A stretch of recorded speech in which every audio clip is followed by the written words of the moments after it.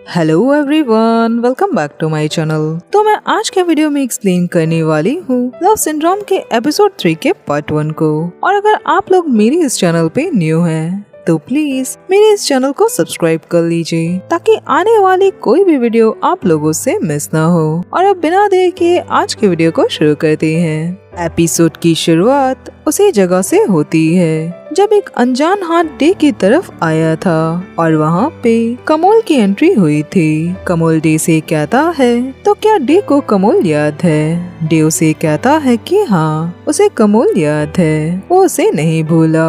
कमोल उसे कहता है कि वो डे के लिए एक यादगार चीज लेकर आया है। ये कहकर वो उसे एक फोटो दिखाता है जिसमें एक कार चल रही होती है। डे उसे कहता है क्या इस कार में डे था? कमोल उसे कहता है कि डे के एक्सीडेंट के वक्त इसी कार से डे की कार टकराई थी और जो इंसान इस कार में था वो 5 दिनों से आईसीयू में है। उसकी सिचुएशन डे की तरह तो नहीं है, हड्डियां तो टूटी है पर उसकी याददाश्त के बारे में किसी को पता नहीं क्योंकि वो अब तक होश में नहीं आया। तो अभी तक ये नहीं पता कि उसकी मेमोरी डे की तरह गई है या फिर नहीं। अब उसे होश आने पे ये बात पता चलेगी। डे उसे कहता है पर कमोल ने ही तो उसे कहा था, तो क्या इस चीज का वो बदला लेगा? आगे हमें पास्ट का सीन दिखाया जाता है और जहाँ डे स्कूल में था और वो एक लड़के को पीट रहा था। ये वही इंसान था जिस इंसान ने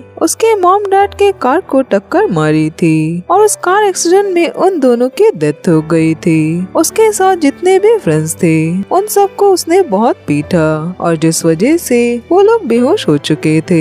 पर वो लड़का डे से ये कह रहा था कि उसे कितने पैसे चाहिए, उसके डैड उसे दे सकते हैं। पर डे उसे कंटिन्यू पीट रहा होता है कि उसकी वजह से डे और नाइट अनाथ हो चुके हैं। तभी वहाँ पे कमोल आ जाता है और वो आकर डे को उस इंसान को मारने से रोकता है। उसे कहता है कि वो अब इस लड़के को कैसे मारेगा। उसने आज अच्छी फाइट की और वो जीत गया और वो भी ये फाइट उसने इस डंडे से जीता और क्या उसका बदला अब बराबर हो गया।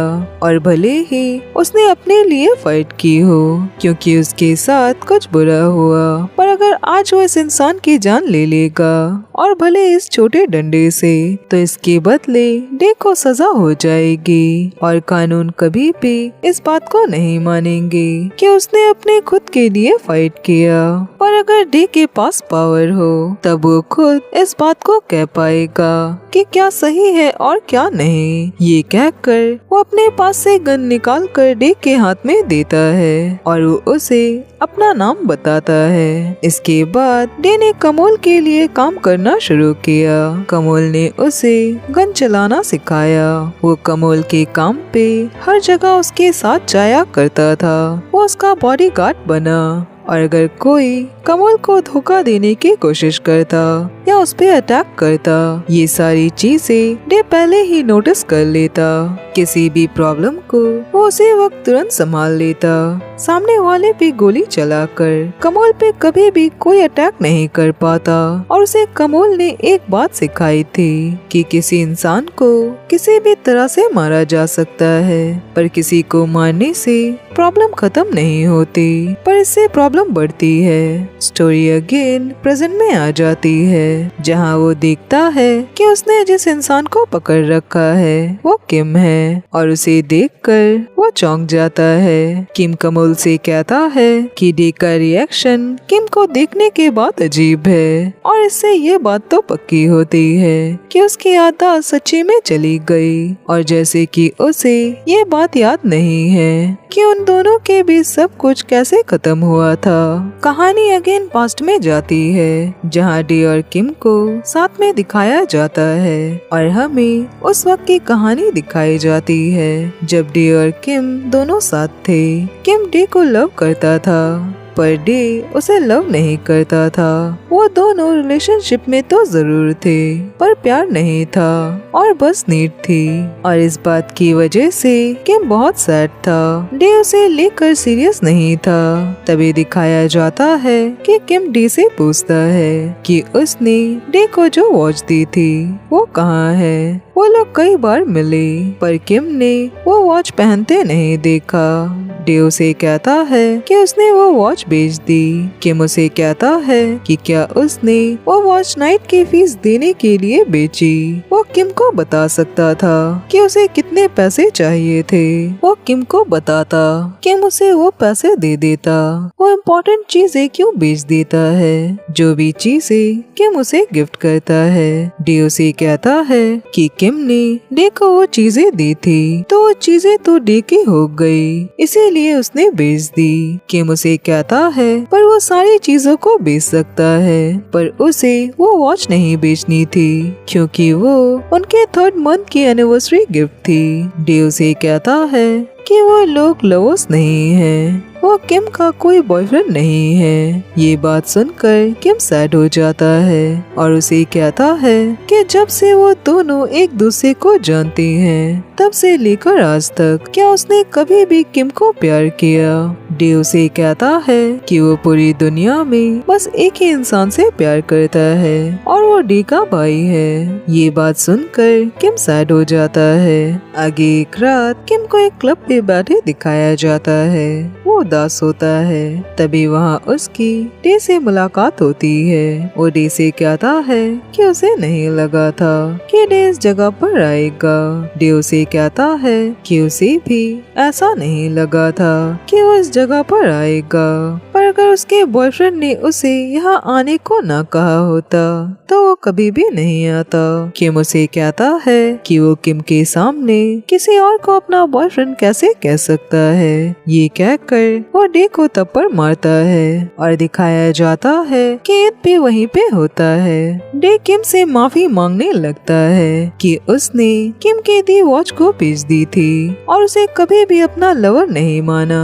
किम उसे कहता है कि हाँ, वो भी किसी टाइम पे डे का इंतजार किया करता था। उस वक्त वो बहुत गुस्सा था और सैड भी, पर जैसे जैसे वो बड़ा हुआ उसे इस चीज का एहसास हुआ कि जो लोग हमसे प्यार नहीं करते, चाहे हम उन लोगों के लिए कितना भी कुछ क्यों ना कर ले, वो इंसान हमसे कभी भी प्यार नहीं करेंगे। डे उसे कहता है कि किम उसका बहुत अच्छा दोस्त है। किम उसे कहता है कि वो उम्मीद करता है कि किसी दिन वो उसका अच्छा दोस्त बनेगा।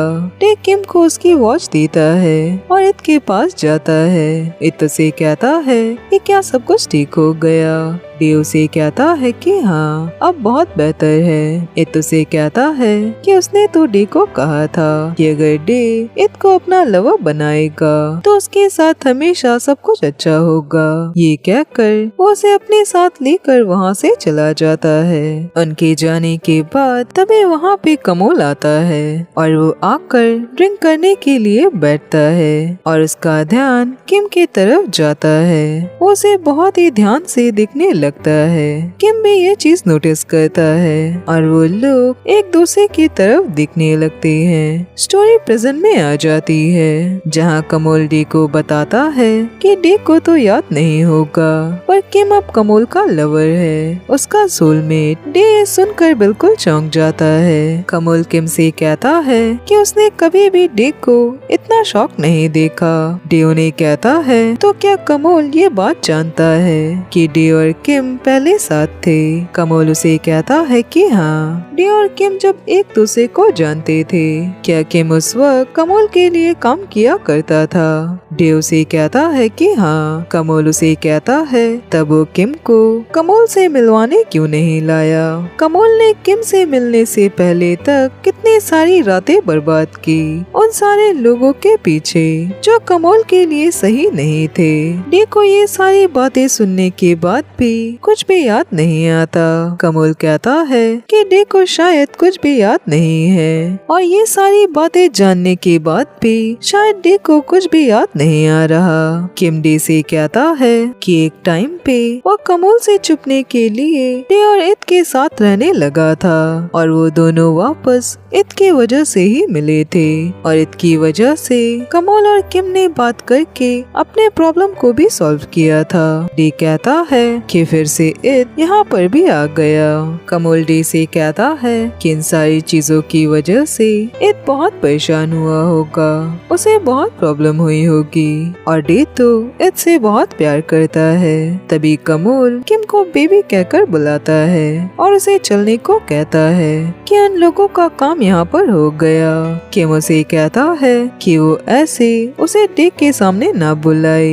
ये कहकर वो शर्मा कर वहाँ से चला जाता है। कमोल डे से कहता है कि जरूर डे के याद में किम जरूर उसके लिए बस एक चीज होगा और इद भी जरूर इन सारी चीजों के बारे में जानता है कि डे और किम किस तरह के रिलेशनशिप में थे और डे जिस तरह का इंसान है वो ज्यादा अपने आप पे भरोसा करता है। वो खुद की यादों पे भी भरोसा नहीं कर सकता, तो अगर उसे कोई भी प्रॉब्लम हो वो अपनी टेक्निक यूज किया करे। डे कमोल से कहता है कि उसे नहीं पता कि क्या सच है और क्या नहीं, उसे बिल्कुल भी नहीं पता। तभी वहाँ पे किम इद को अपने साथ लेकर आता है। आगे दिखाया जाता है कि डे से मिलने निक और नील साथ में आते हैं। निक नील से कहता है कि उसे हमेशा वो रेस पे जाने के लिए समझाया करता था कि वो न जाए, पर वो कभी भी उसकी बात नहीं मानता। अगर उसकी भी हालत डे के जैसे हो जाती, उसके याददाश्त भी चली जाती, तो अपने लिए एक नया बॉयफ्रेंड बना लेता। डे नील से कहता है कि जहाँ तक उसे याद है कि नील तो डे के भाई जैसे अच्छे लड़के को लाइक किया करता था, तो अचानक से इस अजीब लड़के को क्यों डेट कर रहा है। निक ये बात सुनकर निराश हो जाता है और कहता है कि अगर डे की तबीयत ठीक नहीं होती तब वो उसे बताता। वैसे ये बात सच है कि उसी ने पहले नील से फ्लर्ट किया था जब नील बुरे टाइम से गुजर रहा था, वो कमजोर था। जब नाइट और उसका दोस्त गियर एक दूसरे से प्यार करने लगे थे तब निक ने ही उसे सहारा दिया, उसका ख्याल रखा। वो उसके लिए खाना भी बनाया करता था, तो नील भी निक को लाइक करने लगा। डे नील से कहता है कि डे ने अपने भाई और गियर को बॉयफ्रेंड बनने के लिए अलाउ क्यों किया। नील ये बात सुनकर घबरा जाता है और उसे कहता है क्योंकि गियर और नाइट एक दूसरे से प्यार करते थे। पहले डे को भी उन दोनों के रिलेशनशिप से प्रॉब्लम थी, पर जब नाइट की किडनैपिंग हो गई थी तब गियर और डे मिलकर नाइट को बचाने गए थे और गियर ने उस वक्त डे की जान बचाई थी। उसने डे को चाकू लगने नहीं दिया था और उसके बदले गियर को चोट लग गई थी, क्योंकि वो ये चीज नहीं चाहता था कि नाइट दुखी हो कि उसने अपने भाई को भी खो दिया। डे नील से कहता है तो नाइट को आखिर किसने किडनैप किया था। निक इस बात से थोड़ा घबरा जाता है और कहता है कि अगर डे को याद नहीं आ रहा तो वो अभी जाकर डॉक्टर को बुलाकर ले आएगा और वो ही डे की ट्रीटमेंट करेंगे। फिर उसे खुद से सब कुछ याद आ जाएगा और यही सबके लिए अच्छा होगा। डे उन्हें कहता है तो क्या इद डे का सच में बॉयफ्रेंड है। निक कहता है कि हाँ, और डे इद को लेकर बहुत ज्यादा ऑब्सेस था। डे कहता है मतलब क्या डे ने पहले इद से फ्लर्ट किया था और क्या ऐसा सच में हुआ था। वो दोनों कहते हैं कि हाँ। निक कहता है कि डे सारी बातें जानना क्यों चाहता है, क्या वो कोई डिटेक्टिव है। वो इद को इतना ज्यादा प्यार करता था कि वो उसे कहीं जाने भी नहीं देता था और बिना डे की मंजूरी के इद कहीं भी नहीं जाता था, अपने फ्रेंड्स के साथ भी नहीं। आगे इद और डे साथ में होते हैं। तभी वहाँ पे वो सैलून वाली लेडी आती हैं और कहती हैं कि उन्हें डे की आंखों से डर लगता है, जिसकी उन्हें अब आदत नहीं है और यहाँ का माहौल पहले जैसा डरावना हो गया है। तभी हमें पास्ट का सीन दिखाया जाता है जहाँ वो लोग सैलून पे काम कर रहे होते हैं। डे अपसेट होता है। वो लेडी डे से कहती है कि क्या कल रात उसका इद से झगड़ा हुआ। डे स्माइल करके कहता है कि बस थोड़ा सा, पर अब सब कुछ ठीक है। वो लेडी स्माइल करके कहती है कि डे बहुत बदल गया। उसके डैड और मॉम के डेथ के बाद कभी भी उन्होंने उसे दोबारा खुशी से स्माइल करते नहीं देखा। वो हमेशा सब पे नाराज रहता था, अपने भाई को छोड़कर। वो सिर्फ कस्टमर्स के सामने ही स्माइल किया करता था और काम वाले जगह पर वो सच में खुश होकर स्माइल नहीं करता था। डे स्माइल करके कहता है कि क्या वो सच में ऐसा था। वो लेडी कहती है कि हाँ, पर अब डे सच में खुश होकर स्माइल करता है। अपने दिल से खुश होकर वो गुस्सा भी कम करता है और जिस वजह से सारी चीजें ठीक लगती है। वो उम्मीड करती है कि डे कभी भी पुराना वाला डे नहीं बनेगा, क्योंकि अब डे जब भी स्माइल करता है तो उसे देखने से ही ये चीज महसूस होती है कि वो सच में खुश है। डे उनकी बातें सुनकर स्माइल करने लगता है। वो लेडी उसे कहती है कि डे आज जो इंसान है वो बहुत अच्छा है और वो चाहती है कि डे हमेशा ऐसा ही रहे। ये कहकर वो कंटिन्यू उसके स्माइल की तारीफें करने लगती है। स्टोरी अगेन प्रेजेंट में आ जाती है, जहाँ वो लेडी उसके लिए खाने की चीजें लेकर आई होती है और उन्हें देती है और कहती है कि एम्प्लॉइज ने इन सारी चीजों को भेजा है। वो खुद भी यहाँ आना चाहते थे पर वो उनके बदले ये सब ले आई, वरना सैलून पे काम करने के लिए कोई भी नहीं रहता। डे उन्हें कहता है कि डे अब ठीक है। वो लेडी कहती है कि वो अपने इस हाल को कैसे ठीक कह सकता है। उसके हाथ पैर टूट चुके हैं, सर पे इतनी ज्यादा चोट आई है और क्या वो इसे ठीक कहता है? क्या वो ये बात जानता है? क्या वो ये बात जानता है जिस दिन उसका एक्सीडेंट हुआ था उस दिन ना इद सोया ना उसने खाना खाया। वो भागा भागा यहाँ पे चला आया। बहुत रात हो चुकी थी, सारे तरफ में अंधेरा था, जबकि उस वक्त इद खुद बीमार था और इसके बाद डे को आईसीयू में रख दिया गया। ये सब तो देखकर इद वहीं पे बेहोश हो गया। उन्हें ये देखकर इद के लिए बहुत बुरा लगा। उन्हें दोनों के लिए बहुत बुरा लग रहा है कि दोनों ऐसे बुरी कंडीशन में हैं और उन्हें देखकर उन्हें अपने होम टाउन की याद आती है। डे इद को बहुत ज्यादा प्यार करता है। वो इद को हमेशा उसकी मन चाहे चीजें लाकर देता है और ये सब बहुत क्यूट है। उनकी बातों को सुनकर इद नर्वस होने लगता है, उसे शर्म आ जाती है। और मैं यहीं पे इस पार्ट को खत्म करती हूँ और आज के लिए बस इतना ही और अब मैं मिलूंगी नेक्स्ट वीडियो में। तब तक अपना ख्याल रखिए।